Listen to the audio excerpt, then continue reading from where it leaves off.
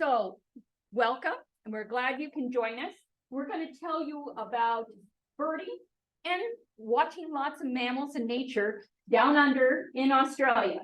Now, we decided to go, if you're going to Australia first, Australia is as big and varied as the lower 48 of the United States.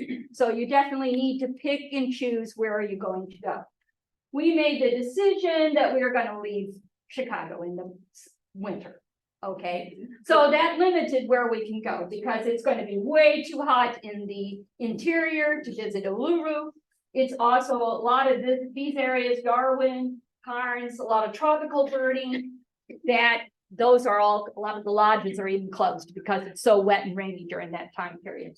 We focused in on the southern part, southeast part of Australia, and we also went to Tasmania, which has more mammals than I think every day. We're just seeing so many mammals, so it's really cool.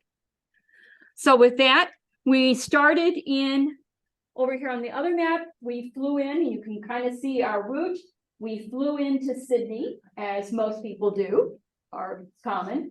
Then we did a little jog, drove along the coast, went up more towards the interior, then did Glupot Reserve, and then flew down to Tasmania, and then did a little loop up to Brisbane for some tropical birding. So we arrived in Sydney. This is the site that everyone knows from Sydney, the Opera Bridge. And then we knew we needed to get over our jet lag. So we were out in the park walking around and we noticed the sign. We went to we also always go visit art galleries. We're not just bird people. And so we went to the art gallery in New South Wales. Isn't this a wonderful? Look at these fruit bats hanging on the clothesline. I love that. Are they real bats? No, they're art. And of course, some Aboriginal art. This is a wonderful museum. It's just Australians and it's Aboriginal and Europeans, but all native Australians. And then very quickly, we were walking around the Botanic Garden. Here's kind of the view, a little bit different than Chicago in January. And of course, we started seeing our first Australian birds that are everywhere. Rainbow lorikeets and cockatoos you see 2, 3, 5 times a day. And of course, dusky moorhen. And of course, you always see cool reptiles. I mean, I don't see anybody like a water dragon on my walks here in Lake County. So, and then we saw this guy here. This is a channel-billed cuckoo.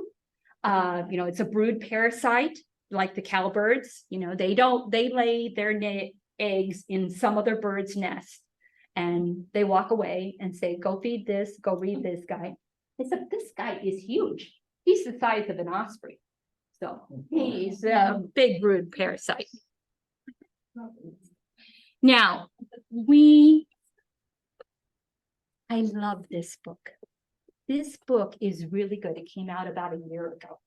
You guys should all put it on your holiday wish list. Okay. It's called Habitats of the World, a field guide for birders, naturalists,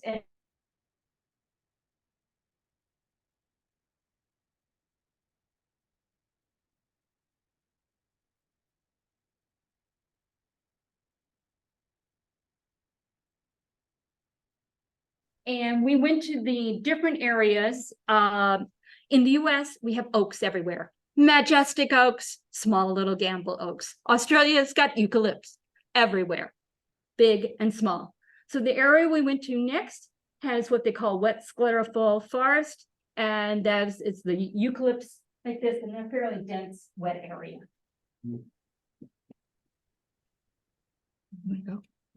And this is the Blue Mountains, and it's a beautiful valley with incredible eucalypt forests. And these are the iconic Three Sisters here. It's a beautiful view.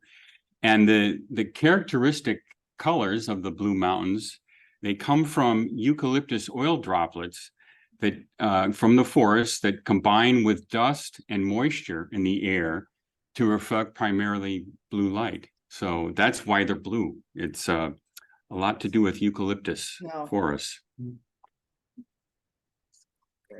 And these are a couple of the fairy wrens that we saw, the superb and variegated. These we saw 4 fairy wrens out of the 32 in Australia, and these are unique to Australia. These are wonderful little birds with their perky little tails and beautiful colors.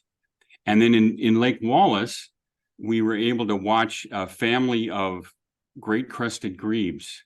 So the parents were going out and fishing and bringing back some fish for the young here.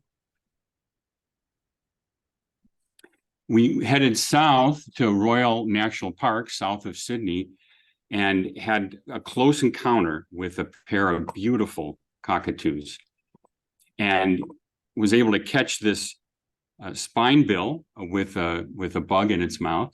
And we saw a number of different crimson rosellas, beautiful birds. They're a daily or several times a day sighting, in crimson rosellas, quite, medium size. And then all along the eastern coast of Australia is what's called the Great Dividing Range. Okay, it's about 40 miles inland, and it's mountains or hills, an escarpment of probably like 3,000 meters. We were headed up to the Barren Grounds, which we'll talk about as more of a heathland. But as we went up the escarpment, we went through this tropical area and at McCary Pass.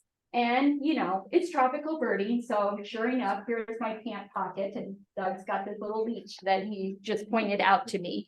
And that's just the hazards of tropical birding. Only one place did we have a lot of leeches, and that was bad, but this wasn't too bad. There we had, if you've listened to David Attenborough, of course you've heard the lyrebirds, right? And they're the wonderful mimics. And yes, we got to see them and hear them just doing their whole repertoire. And I think you can see the lyre shape of their tail there. Yeah, so we continued on, and in Australia, there's about 40 robins, and these are real robins, not like the American robin, which is more like a thrush. These are beautiful little birds and very colorful, and much more like what they define a robin in Australia and Europe. And we saw this beautiful eastern yellow robin, and a number of different ones, and we'll show some more. Termite mounds, these are huge, and we saw them as we walked through the park. And after a long day of birding, you got to have a flat white. That's what they call their coffee in Australia. There's flat whites everywhere. There's plenty of coffee. It's fantastic. It's one of the great things. You don't have to hunt for coffee. Yeah. And custard pies. So there's 12 species of oyster catchers in the oyster catcher family. And these are 2 of them that we saw in Australia. We've had a chance to see 6 of the 12 oyster catchers so far, 2 in Australia, 2 in South America, and 2 in North America so far. And then we had a beautiful look at a silver gull. So in Booderee National Park, we had a chance to watch this laughing kookaburra, who's a member of the kingfisher family, eating a snail. So he had it in his beak, and with a quick flip up in the air and down the hatch. So he was really fun to watch. And we recorded a bunch of kookaburras calling.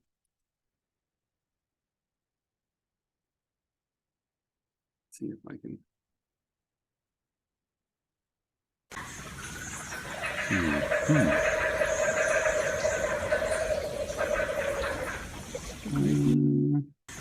So then on to Mimosa National Park, another cockatoo, the glossy black. and whoop, he saw a reptile run across down the path as large as a dog. Well, that would be something, right? And that's what this is. This is a lacy goanna, and it's about 6 feet long, and it's about knee high. So it's quite a reptile. So luckily it just ran on to the bush, but Doug was hot on it and he got great pictures of it. So that's so we are now ready to leave New South Wales, and we're crossing over the border here at Cockatoos into the state of Victoria. And so we looked at, and this was really on eBird, this showed us a really hot spot. Okay, so we said, we got to find this spot. And, you know, it's right here, you know, and we drove around and around, you know how it is if you're trying to find an eBird. And then finally we found the spot. Not very many people had been there, but they were true. It was truly a hot spot. We saw so many species there, and it was lots of fun. So this is a rather common one, but everyone should know, silver eye.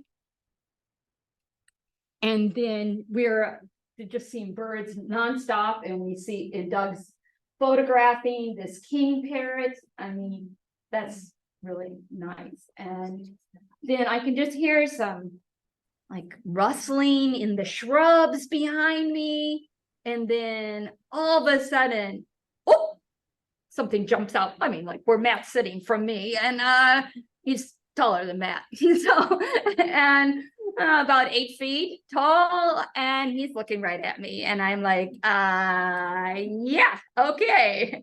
And so this was Boomer, or that's what you call a male kangaroo, is a boomer. So Boomer, thankfully, in not too long, decided to run down the path, but no.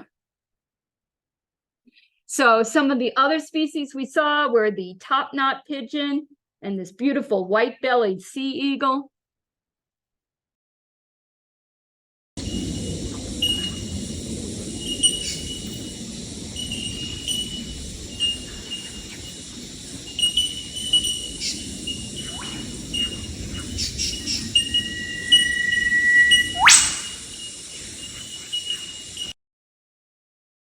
Then on to Cape Conran, and I'll let you. Yeah, and we were able to see a pair of beautiful sacred kingfishers at the bottom, and these are a little bit smaller than the belted kingfisher. So these are about 9 inches tall versus a belted kingfisher is about 13 inches, and they like to feed in open woodlands and eucalypt forest, versus typically where we see kingfishers are along a stream catching fish.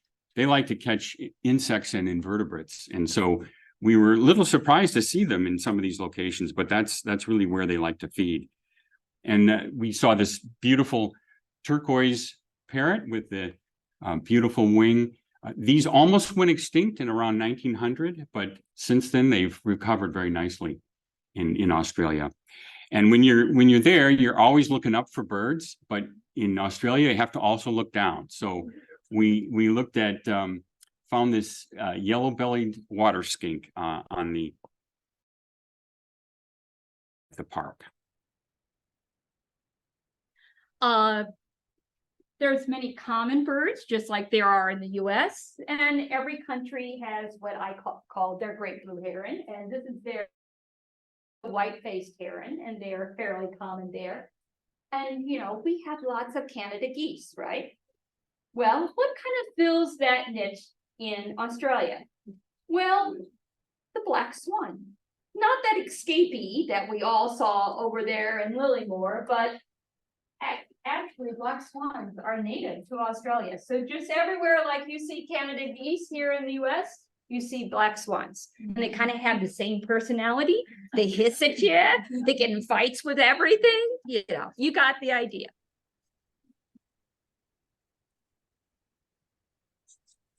And we have a lot of, they have, I think 8 different cormorants. And this one is, I think, nice. Beautiful cormorant here, a little pied cormorant. It's about 2/3 the size of a double crested, and a little tern on the beach here.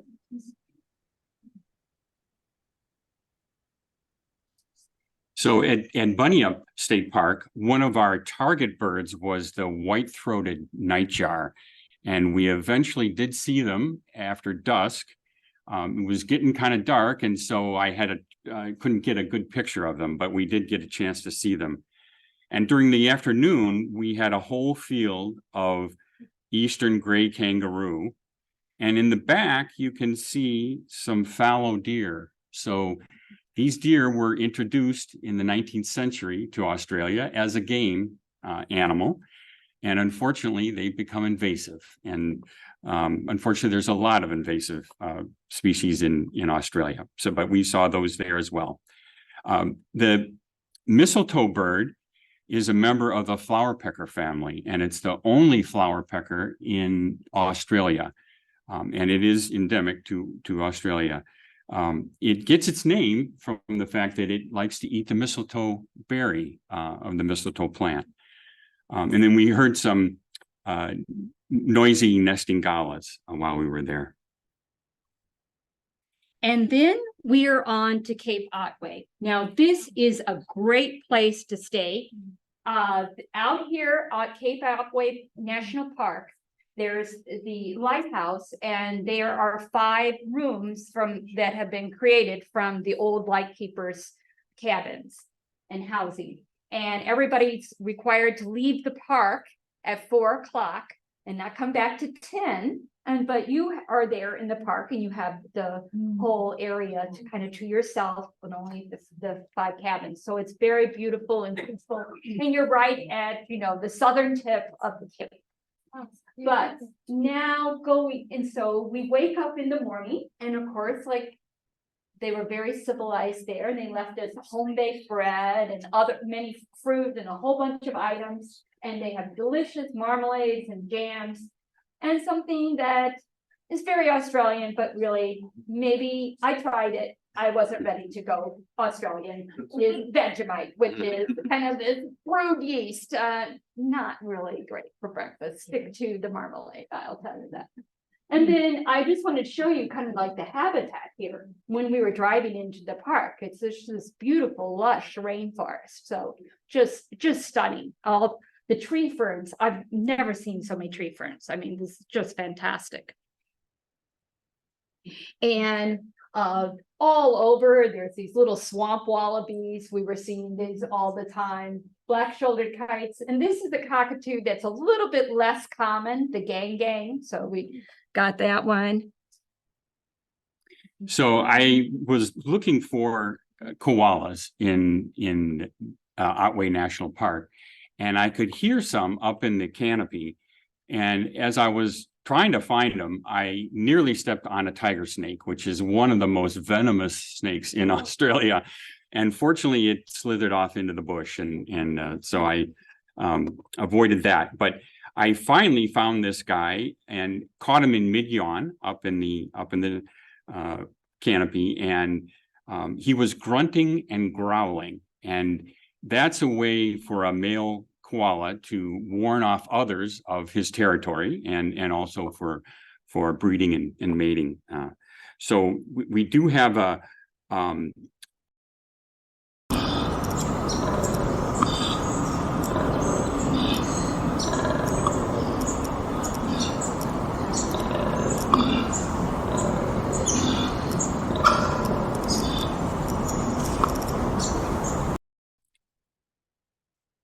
And here, yes, is a place that a lot of Australians and people around the world like to visit, the Great Ocean Road. And there's no longer 12 apostles or sea stacks. There's only 11 now, but it's quite beautiful. And there were this is probably more tourists than I saw anywhere else, but like being in Yellowstone, there's maybe a lot of tourists, but if you get more than like half a mile away from the parking lot, all of a sudden you've got it all to yourself. So just go out and take a hike, and it's quite fine. So then we went on to a unique location, Tower Hill Wildlife Reserve. And I don't know if you guys can see in this photo here, and I'm going to kind of show you. This is an extinct crater, volcanic crater. And, there was a little magma flowed up also in the center, and there's like this little rim. So most of this there's like a 3-mile road out around this little core in the center, but all the rest of it is surrounded by water. So there's just this little tiny land bridge, which is just like 100 feet wide that you drive out on. So that's perfect for a wildlife reserve because you can try to maintain and keep it pure if it's surrounded by water. But even that, this is like buckthorn. That's what red foxes are for them here in Australia. Every single park, every single nature area is really working hard, and they've got baits and all kinds of things to try these invasive red foxes, trying to control them. The problem is Australia has to do this because so many of the mammals have burrows in the grounds and can't survive, okay? And they will be all become extinct with all these red foxes. Many of the birds nest on the ground, so they will also be extinct. So the only way to survive is to get rid of these European red foxes that they brought in for hunting. And in this area, the emus had been extirpated, but they had brought them, and they were doing rewilding here at this wildlife reserve. And here's this emu. You can see he's down here on his haunches, and look at the little water dripping off his chin as he's drinking. Some of the other species we saw there were the hoary-headed grebe, and then this red-browed firetail, now aptly named. This bird is the size of a goldfinch, so don't be fooled by how much Doug's blown it up for you. But you can see the red brow up there. There's like 3 or 4 different species of firetails. And then we're on to the beach, and isn't this a beautiful plover? I love this, the red-capped plover.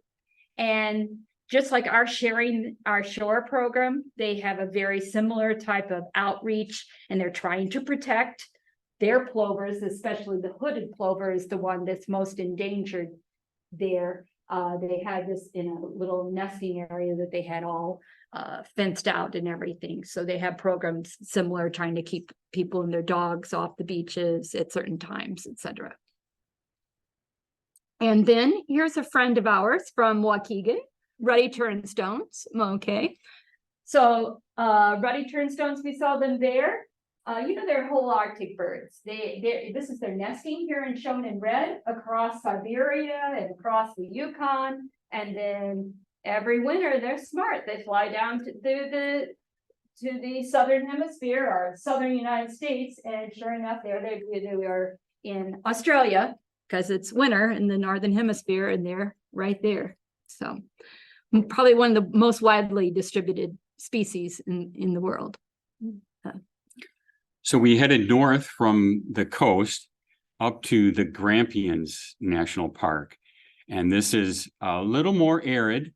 It's an agricultural area, but these sky islands of the Grampians are really important for biodiversity.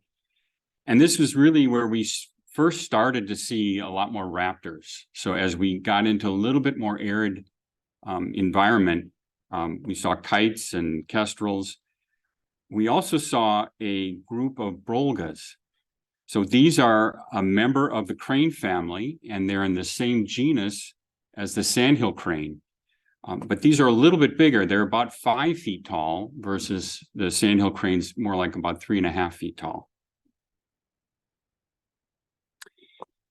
This guy is beautiful. We saw him in a number of different areas. He's got a characteristic gray-black crest and incredible red orbital eye ring. Is really quite a sight to see. And this white-browed babbler was collecting nesting materials. Here's another firetail that we saw at Devil's Garden State Forest. These are often used in the pet trade. These are a little more on the vulnerable side due to habitat loss and competition with competitive species. and beautiful parrots. At Little Desert National Park, we had a chance to see two wedgies. So these were two wedge-tailed eagles. And fortunately, one of them decided to do a flyby. So I was able to capture him here, and you can see his beautiful wedge tail. These are about the size of a golden eagle. So they're a very large bird, and it was really fun to watch. On the road, we had a red-necked wallaby that hopped by in front of us, and we had a nice look at a night heron. And so then we're even further north, and you can kind of see, because this map kind of shows the green and the brown, we're starting to get more towards the outback, and the vegetation is becoming shorter. We are now in an area, and this is kind of adapted from that handbook that I passed around. This is called the Mallee, M-A-L-L-E-E. And you can kind of see a person here in regards to the Mallee. We started seeing a lot of these wood swallows, which are kind of just a chunky swallow, kind of looks like a cross between a robin and a swallow. So, but they were fun to see. They're very social. Hattah-Kelkine National Park is probably as big as Yellowstone. It only has about 8 to 10 miles of paved road, but it's got about 40 miles of sand track. So we were always driving in the sand track versus Yellowstone. I think we saw 5 other cars in a day and a half. So kind of, you really stop and chat with people when you see someone for the first time all morning. So. And here's a picture in the Mallee, giving you a little bit more idea of what it looks like. And everywhere you see this spinifex grass. This spinifex grass is very, very stiff and very sharp. And that is what provides the habitat for them. They can actually nest on the ground in that spinifex grass and be safe from predators. And you can, most of them are ground nester. The little Mallee trees, these little eucalypts are kind of spindly. They're not great. We had some more beautiful parrots, including both of these in Hattah-Kelkine. Incredibly colorful. It's just amazing to see them in the wild. Everybody's familiar, I think, with budgies, right? So probably you've mostly seen them in a cage, because they are Doug's family had a budgie. We had some when I was younger. They're like the third most popular pet after dogs and cats, and so you're typically used to seeing them in cages. But it was really fun to see these in large social groups out in the wild. It was just a joy to see these, and much as these two are being social here. Rainbow bee eaters, they like to perch on branches and then fly out and catch insects on the wing and then fly back to their perch, much like flycatchers. And I caught this guy with in mid-gulp with his little insect. The apostle bird is quite an unusual looking bird. It gets its name because they live in social groups. So typically a breeding pair, and then they'll have a number of maybe 12 to 15 helpers to raise their offspring. And so they group up or team up, much like the apostles teamed up to follow Jesus. So that's where it gets its name. There are 4 pardalotes in Australia, and we were lucky to see 3 of the 4, including this spotted pardalote in mid-leap and a pretty crested bellbird. Now, we went to Hattah-Kelkine and in Medora later, and you know, it was right before we were leaving, and I'm saying, oh, are we sure we really want to go to this area? We know it's pretty birdy and everything, but I'm looking at the temperatures there. It's 105 every single day. You know, it doesn't barely get down to 80. You know, this is going to be miserable. Well, we get there, it doesn't get up to 68. I mean, it was the cold snap. The locals were all just like, but can you believe this? Whatever. Anyway, it was very cold for that area. Okay, like high 68, lows in the 40s. And we're out walking in the early morning, and we walk along the trail, and hey, I haven't met a guy like this before. Okay, this is the central bearded dragon. I would say, what do you say, 2-3 feet long, something like that. And I can see him way up the road, and he's just, I'm like, oh, we gotta run up there and no, the guy did not move at all. He's just trying to soak up some rays. He was frozen. He was frozen. He's got his mouth open. He never moved at all. He's just waiting for some rays to come and warm him up. So lots of other things, the golden orbs, and this is our flock of emus. You know, there's ostriches in Africa, rheas in South America. Australia's got emus. And here we saw them sometimes in pairs and sometimes in a flock like this running along. So cool. So our Australia bird count's at 181 at this point. Okay. We now are going to another state, which is South Australia, is a state. It's not just the area, South Australia. This was a unique reserve. Across, okay, in the Americas, you have Audubon organizations, but in Europe and Africa, Asia, Australia, you have BirdLife organizations. So it's the equivalent in those countries. BirdLife Australia had purchased this old sheep station, which was, size of a national park. It was not a productive sheep station because it was right on this edge between kind of like areas that you can do for agriculture and areas of the outback desert, which are just totally empty. But it was wonderful for birds because of this biodiversity in this edge area. So it was all set up for birding. That's the only place I've ever been. It's a whole national park, and it's owned by BirdLife, and you bird there. That's what you go there for. There's about a 25-mile road, and like every couple miles, you've got a water station and a hide. A hide is the British name for bird blind, okay? And so some of the blinds, the hides, had water stations like this, just a platform with a drip. Others were a small dam, which I'm like, wow, I don't see a dam. Well, dam just means it's a pond that they built. So that's another British name for something that confuses you. And we sat in one of these hides and watched some birds for a while with a guy, and he just really wanted to tell us about his ute. So I took a picture of his ute here. You'll see these all over, a ute or a utility vehicle, and man, are these decked out. Okay, look at this guy. He's got here solar panels. He's got a satellite, just a satellite hookup. He's got all his pulls out. He's got his cooktop in there, his fridge, electric fridge. You know, what's the ice? They don't sell ice in Australia. And then, of course, here's his exhaust pipe. It's going to be going through deep water. We went through water, but we don't need that. Okay, but there's this exhaust pipe. He's got his roof guard here on the front. He's got a satellite communication with his other riders. He's decked, and there's many like this if you're out there in Australia. But I don't know how much he spent on this ute, but it was very utilitarian.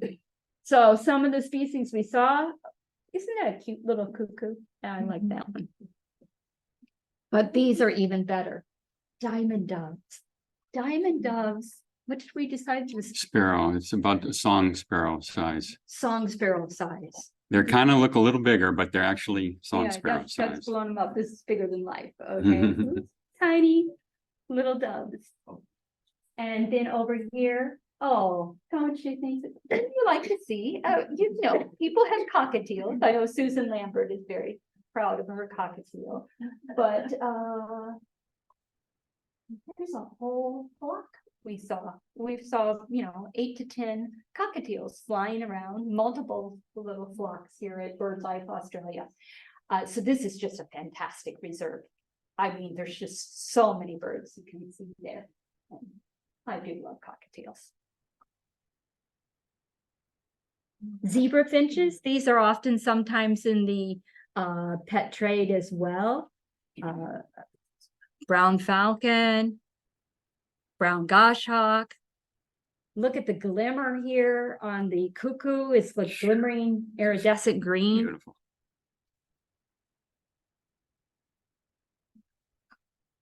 So we continued on to from Glue Pot over towards Adelaide and went to Currawongs National Park. And we had planned to spend more time in what they call the Murray River area, but they had significant flooding earlier that spring. And a lot of these areas where we had planned to get more ducks and birds in the water, a lot of these areas were flooded and they simply weren't there. They probably were trying to eat and go elsewhere to get food. So we did eventually see some barren geese, which is an iconic geese in the area, and both Caspian and great crested terns here.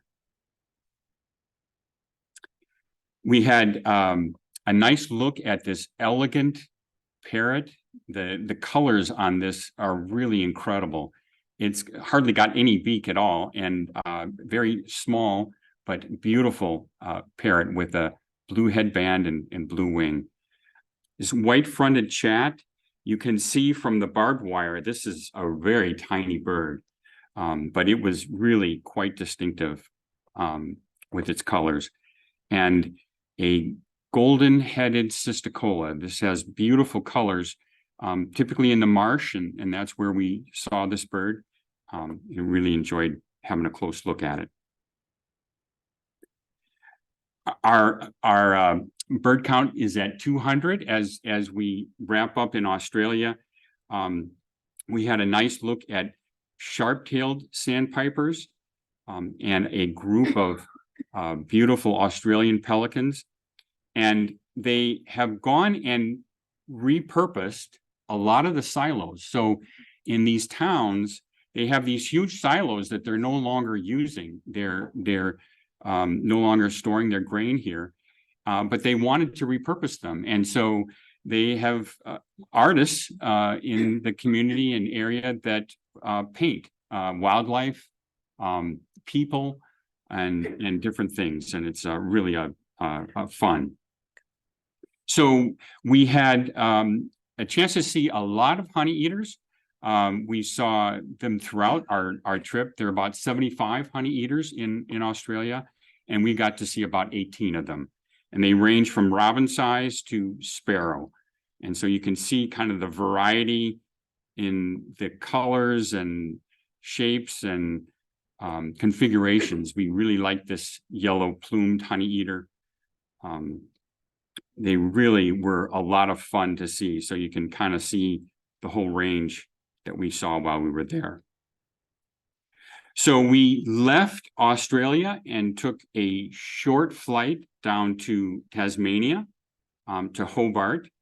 And while we were in the harbor in Hobart, we had the favorite fish of Tasmania, which is the blue-eyed trevella. And that was really, really good.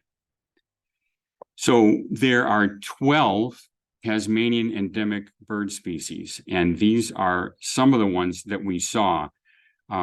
We wanted to go to Waterworks Reserve to see the mammals at dusk, but we had a chance to see some of these endemics before we got to nighttime. This Tasmanian native hen is a flightless rail. And these are more endemic species that we saw, including the robin, the green rosella, and the black currawong with his beautiful beak and yellow eye. So at dusk, we started to see the mammal activity really increase. And Tasmania is just amazing for mammals. I mean, Australia, we did see some, and the koalas were great, but in Tasmania, it was absolutely fantastic. So at nighttime, the possums come out, We had a group of common ringtail possums running through the canopy, and out in the field, Bennett's wallabies were grazing and feeding. So then we were on to an island off of Tasmania, an island on an island. And this is where it was our cottage that we had there, and just kind of gives you what the habitat is. This island has only one restaurant on the whole island. So basically you're in a self-catering cabin. But what's nice is there are so many artisan food vendors that there's bakers, there's a guy making cheese, there's people selling fruit at little stands. Put your money in the box, okay? So all these, whole lunch we had purchased just as we drove onto the island. And look who we got to share our lunch with. Yes, these are Pademelons. They're little tiny guys, and I think Doug's got a video here. They're in the so here they are. Yep, they're just little tiny guys, kind of kangaroo-like in that same general, but much smaller. And nice to share.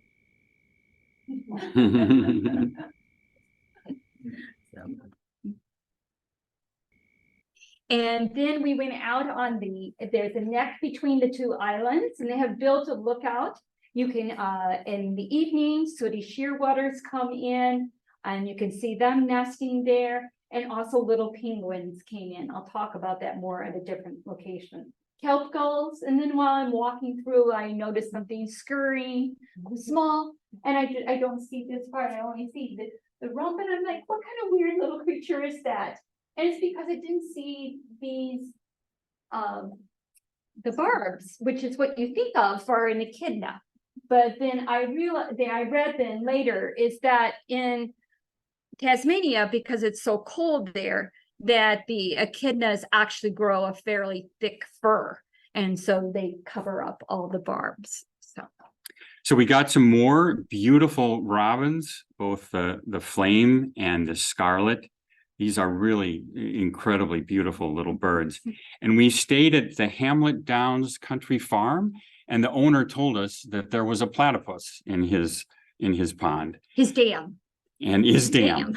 And so I went out and was looking around and waited for probably about an hour. And finally he came out and he was feeding around the edge of the pond. And I had some really nice close looks at this great little platypus, about 1.5 foot long. Cute. And then we went up the next day to the top of Mount Field. About 3,000 feet elevation. The latitude is similar to Chicago down in Tasmania. And oh, look at these guys. These are endemic to Tasmania. They're pendani trees, and they're affectionately called Dr. Seuss trees. So fun to kind of hike around in those and bird there and find some of those honey eaters.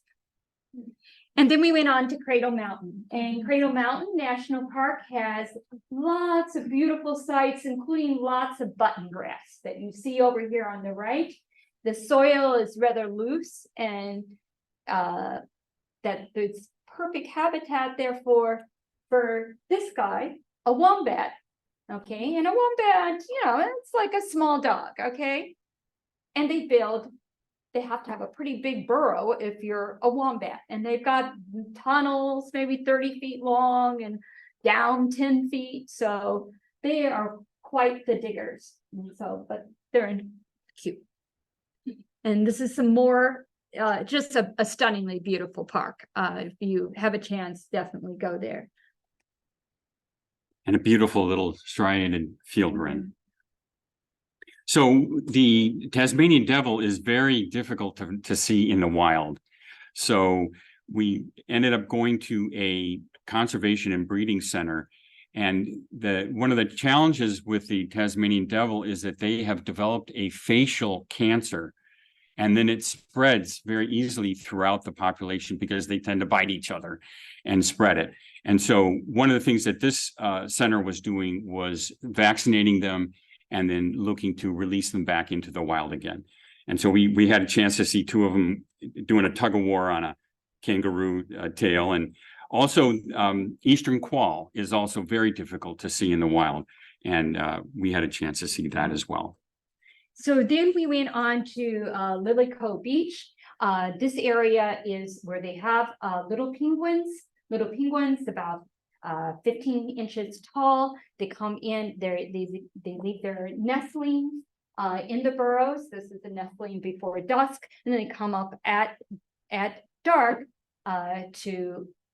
they've been out swimming, and they'll come back and feed their young.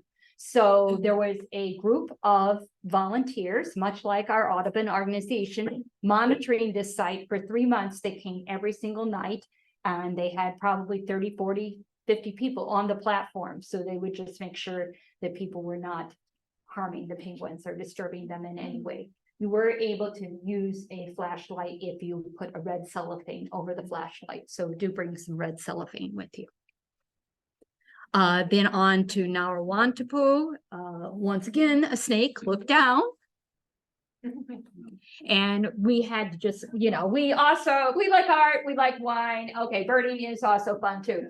Okay, and so we stopped, and this is one of the first time. Oh, Tasmanian wine is really delicious and unique. Instead of a cheese plate, which you normally get at most wineries in the US, they have seafood plates because Tasmania is famous for that. So you can see the octopus and the oysters, etc. It's fun. And then on to wine glass. That looks somewhat like a Wilson snipe, don't you think? The Latham snipe up there.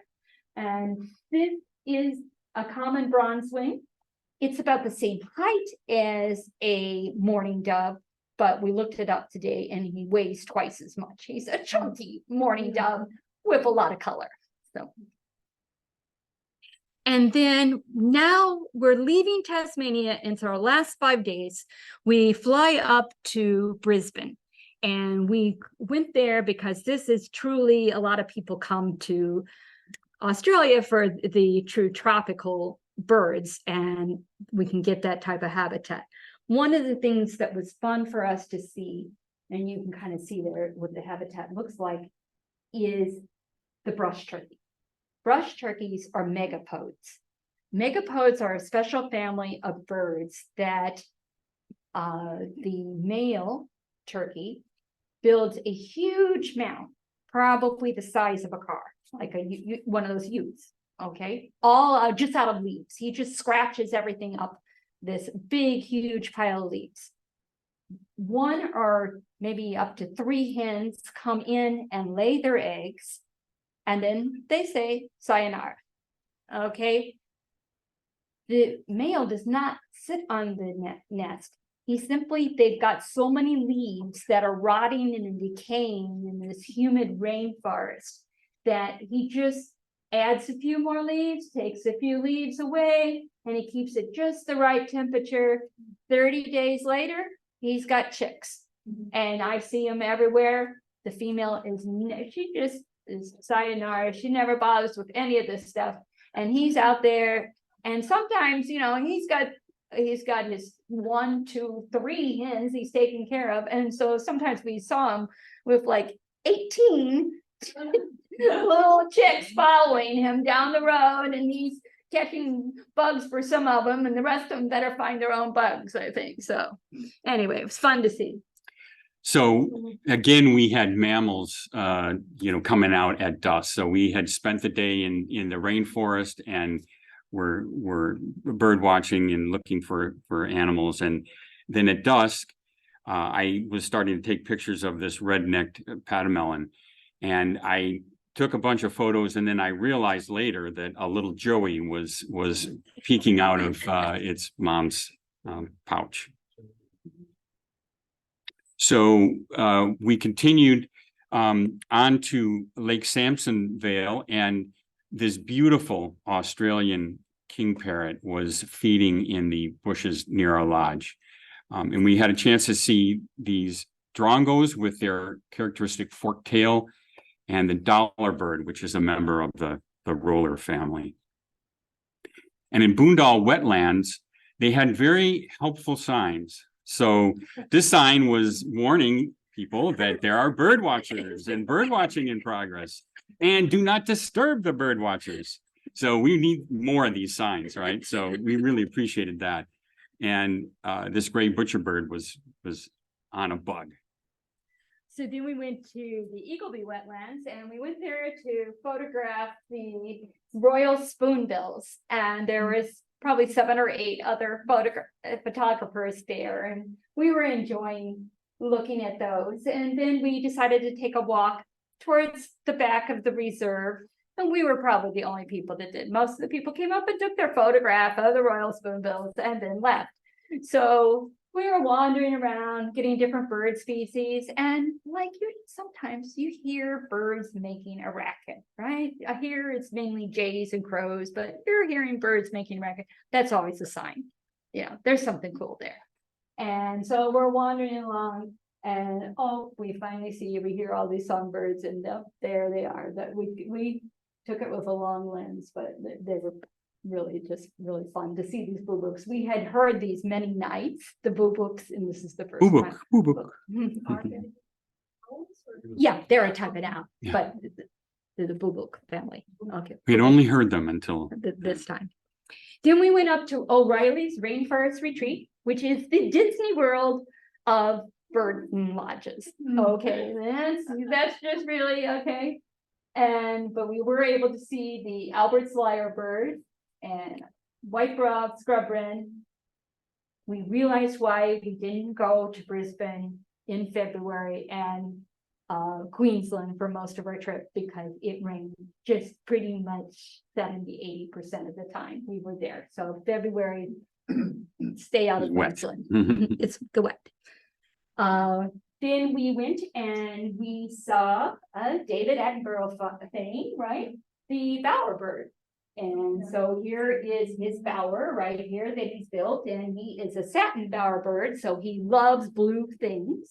And sadly now, most of the blue things are plastics, okay? But he's decorated his bower, which is not the nest, okay? It's the bower, which is really just the stage props, the theater props for his mating dance that he's going to do to try to attract a female.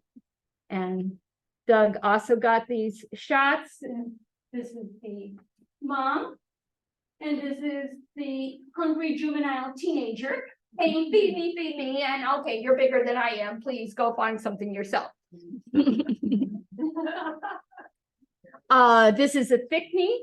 I think you can see he's standing up straight there, and here he is. He's just sat down. He was kind of funny. He'd lower himself up, and then some black-faced monarchs. And I love this. You guys all know we have a lot of birds, towhees, brown thrashers that are, always in the leaves, shuffling them. All the birds that we have scrape front, back, front, back, front, back. Log runners have a unique bone that they can actually go left, right. And this bird is way deep in the deep, dark part of the forest there. And I thought this is hard for Doug to capture. But you can see there's this little leg going out to the right. He's sweeping left and right. So great shot. So we almost, in Lamington, almost ran over this snake. So I jumped out of the car really quick and ran over to take a closer look. And the blue tongue is a dead giveaway that it's a python. So this is a carpet python. And he was in no hurry. He was just moving along. He was about 8 feet long. And it's really fun to see. And here we are at our last site, Coomera wetlands. And I just love this description, the magpie goose from Birds of the World. A primitive, aberrant goose-like species, now generally thought to be sufficiently distinct to be placed in its own family, monotypic. So, yeah, this kind of looks like mom and her chicks. This is dad, but most geese don't have knots like this and all this skin fit and a hook on their bill. No. And then climbing in a tree, and look at these things. These really look dangerous. I haven't seen geese with those kind of more talons. So here's some of the other things. You can see this beautiful area right in the suburbs of Brisbane. So the jacanas. And then we did a 3-hour walk this last morning. And I'm saying there's kind of a number of kangaroos here, Doug. So I said, I'm going to start counting them. And I quit counting when I got to over 200. So that was a lot of kangaroos. Yeah. And most of them were kind of just feeding, but there was a few they decided to. Boxing.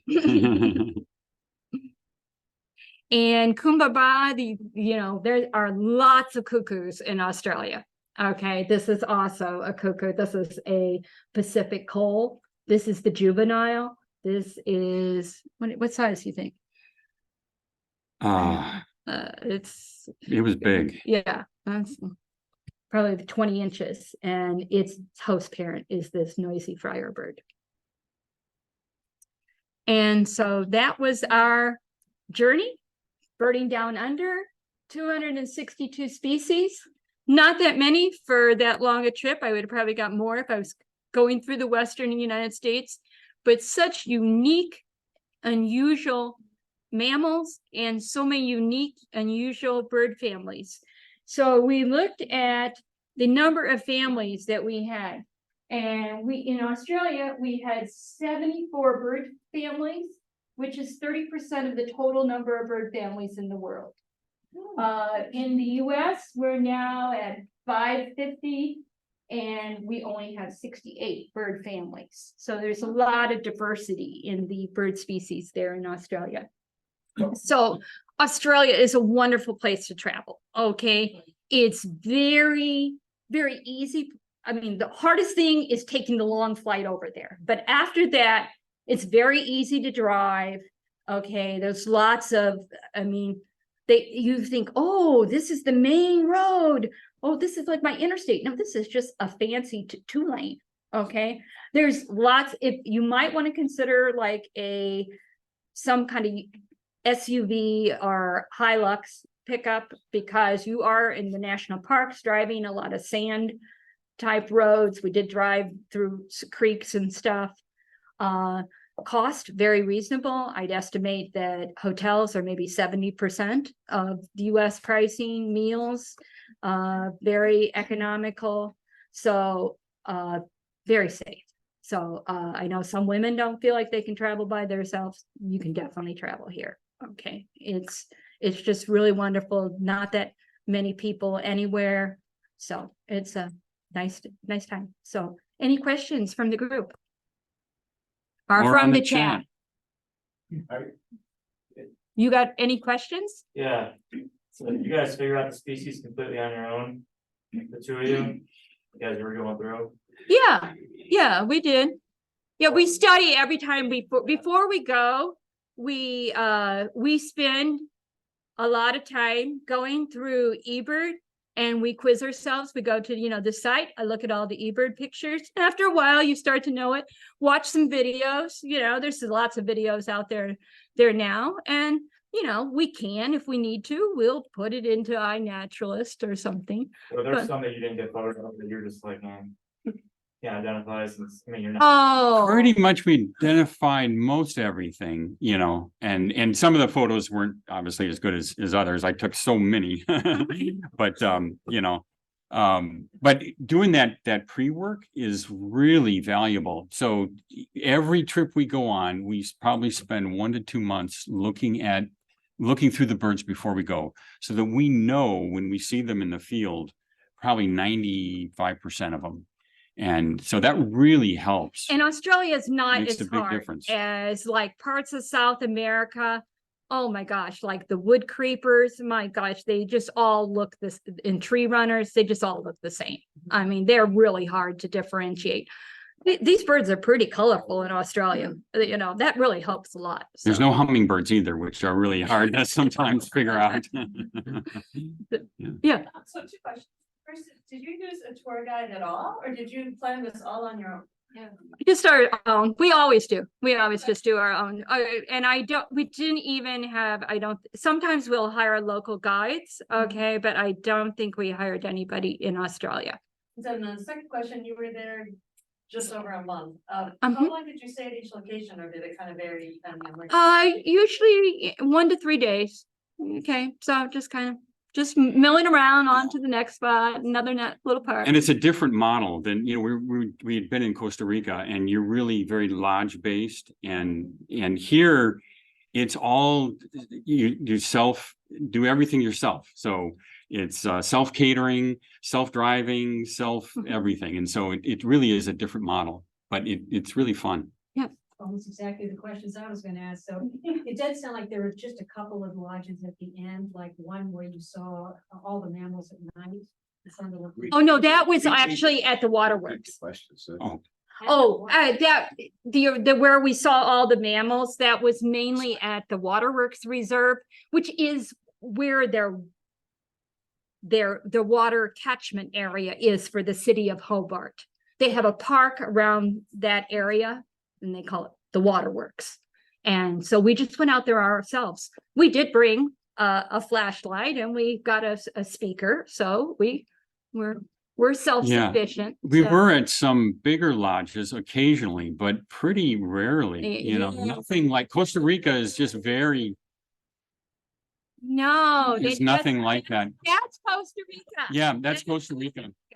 And so we were honestly expecting, I think, a little bit more like Costa Rica, but it really, you're just on your own. So you'd show up at 8 o'clock after a long day of birding. You'd show up at 8 o'clock at a pretty well-known hotel, and there's nobody there. The place is locked and it's dark. So then you have to call up and say, so how do we get in? And so, there's a lockbox around the back, and here's the code, and get in yourself, you know. So it's like nobody works after 4 p.m. 5 o'clock, every shop is closed. Nobody Every works. restaurant closed by 8 o'clock, unless you're like in one of the big, major cities. So it's hard for us birders. Yeah.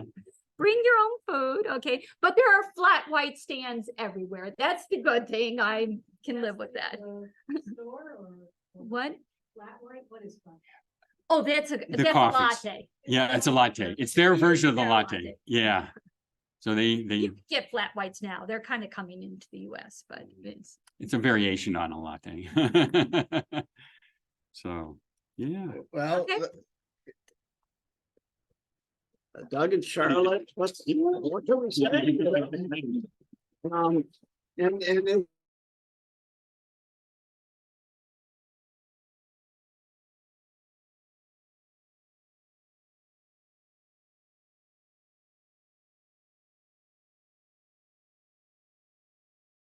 thank you so much. Charlotte's on the board of Lake County Audubon, for those who don't know that, and Doug has been on it in the past, and they're both local, and they run a lot of our bird walks. They won't be as exciting maybe as this, but we really appreciate that you guys, you do such a great job putting things together and explaining them, and thank you.